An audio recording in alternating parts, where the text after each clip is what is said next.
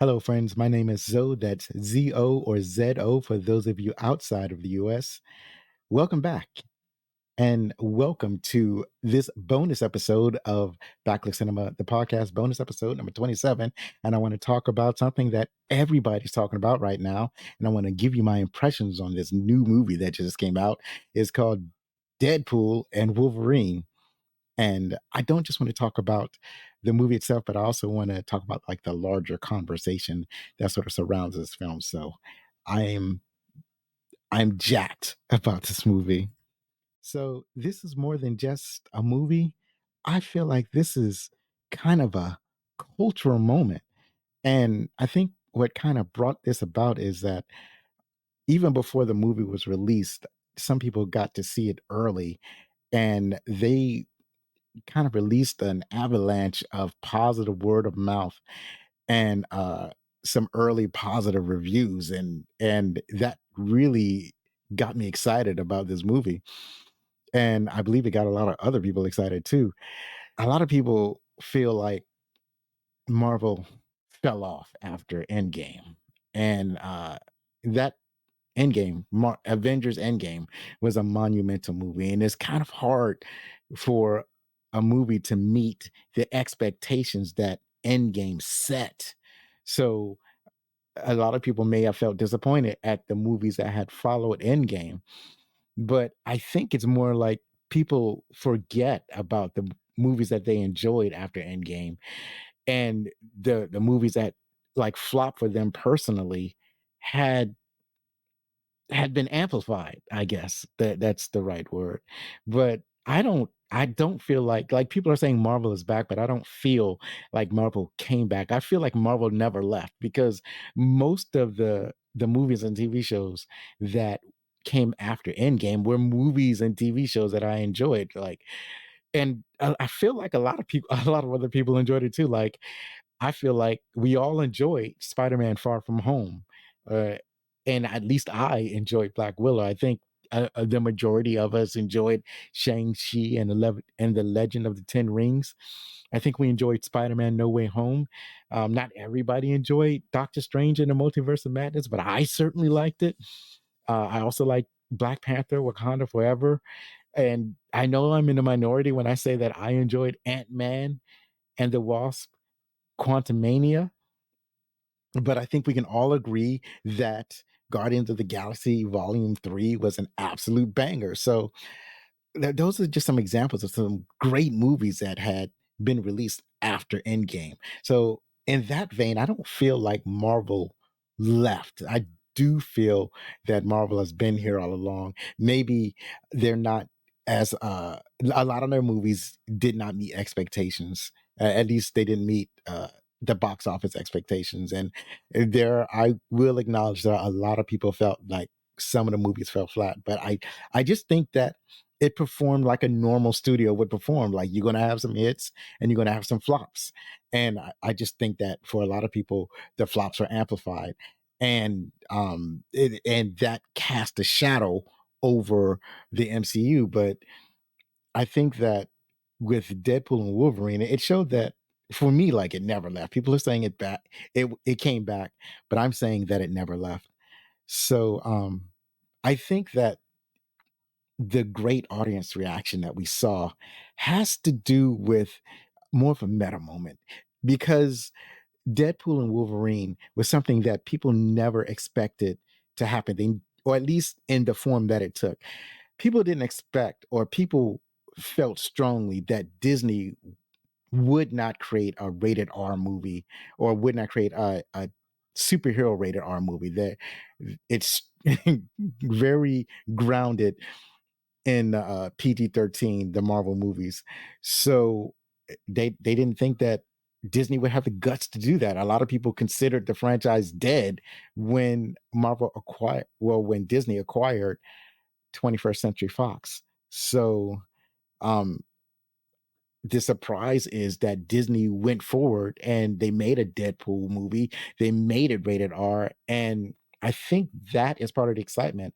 Also, this movie represents certain characters coming back into the MCU, or coming to the MCU for the first time, at least bringing these characters such as the mutants and the Fantastic Four, bringing these characters into the MCU and to see them interact with the established MCU characters. And I think people are excited about that. They're excited to see, like, maybe a Deadpool team up with a Spider-Man, or they're excited to see the mutants maybe team up with the Avengers. They're excited to see things of that nature. And that's what Deadpool and Wolverine represents. So I think that was part of the excitement. That was one of the reasons I believe that there was it had such a huge first weekend opening.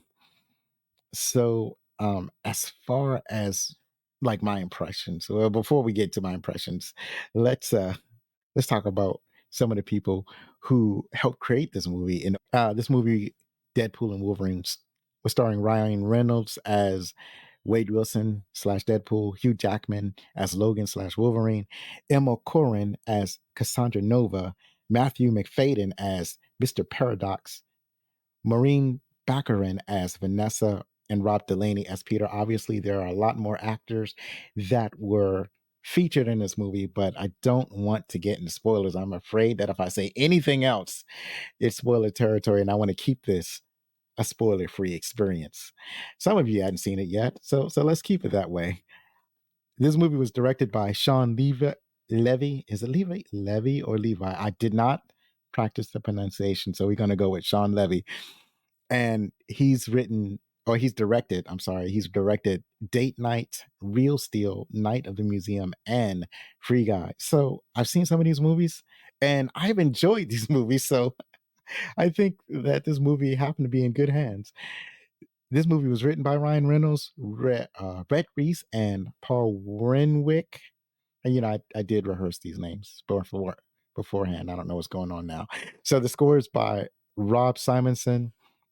Like I said, there's been a discussion of what the theater and audiences needed to get people back into the theaters. Um, does it need to be more cinematic? But I don't think so. I don't think there are enough cinephiles for that to be the case. What I really believe is, like what I stated earlier, is the things that this movie represented. And what this movie represents is what came before. So and the previous movies, Deadpool and Deadpool 2, they kind of set expectations for what this movie were to be. So in those movies, they were funny, irreverent, and they had rated R humor, and they had a solid story and great action.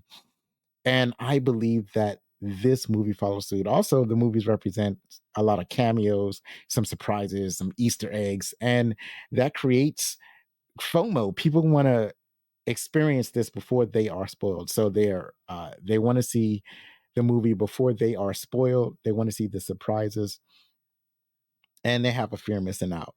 And I believe that Deadpool and Wolverine delivers on these fronts. I think everybody who has seen this movie agrees that it has a lot of surprises and has a lot of great Easter eggs, and it has a lot of incredible cameos.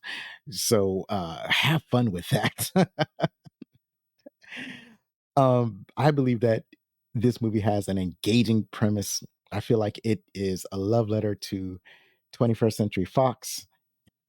It really feels like the final Fox superhero movie. It doesn't necessarily feel like an MCU movie. It definitely feels every bit as a Deadpool movie. It's very familiar. It doesn't when you watch this movie, it doesn't suggest that this is a Disney film apart from some cameos and story elements. It feels very much like a Fox produced Deadpool movie. So I think this is a great send off as a final movie from Fox as a studio, or at least that's what it feels like to me.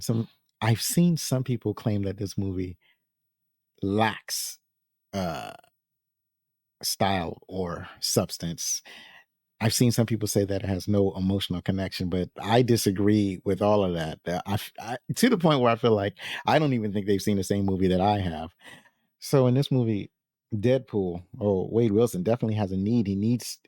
his main desire is like he has two main pushes.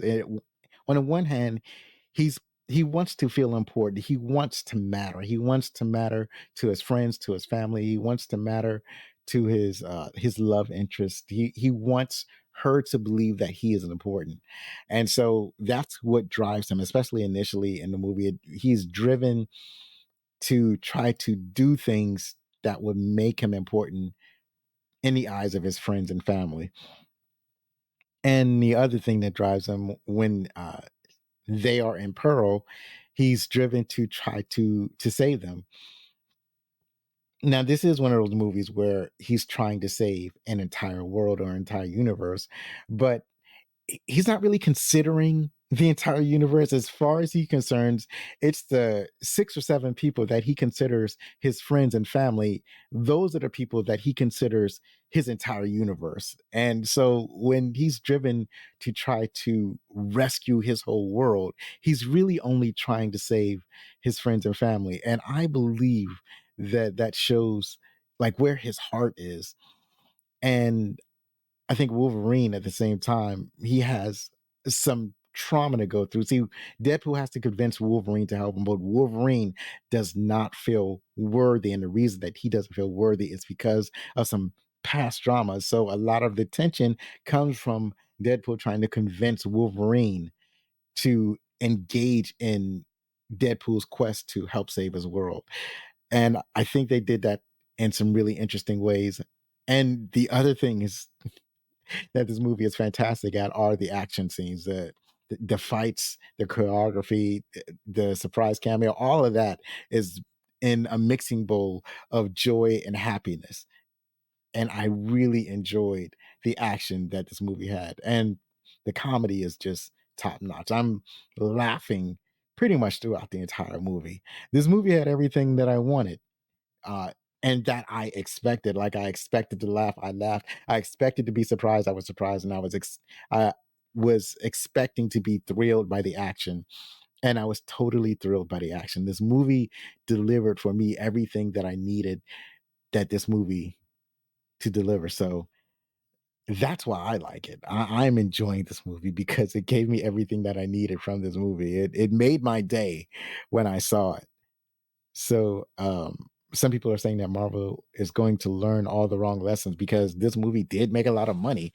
And I don't know what they mean by that. One person was saying that the movie was like a lot of action and cameos and comedy. So that means that they'll like Disney will never make something like a Nolan-esque Dark Knight series. But this is a Deadpool movie.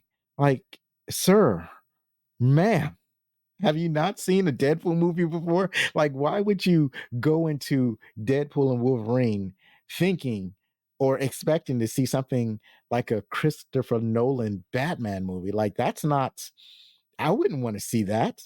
If I went, if I went to a Deadpool movie and I saw something like, a dour, dark superhero film, I would be upset. I would want my money back. I would be outraged because that's not what I go to see Deadpool for. So I don't understand like why people are surprised or upset that what they got from this movie was pretty much the same thing that this type of movie delivers. The same way that parents will bring little children to see this movie, which doesn't make any sense because this movie has a history of being rated R. It's like this is the third movie in the franchise. So why would you bring your child to see this movie? It doesn't make any sense. And yet here we are. I guess they've learned their lesson. So those are my impressions of Wolverine. It was a fantastic, joyous time, and I was thoroughly entertained. So how do you feel about this movie? Did you enjoy it? Leave a comment below. I have left all my links to social media in the comment section or in the description below, where you can follow me. You can check out my website, backlickcinema.com. And that's all I have for today. And as I always say, if you're going to be anything, be outstanding.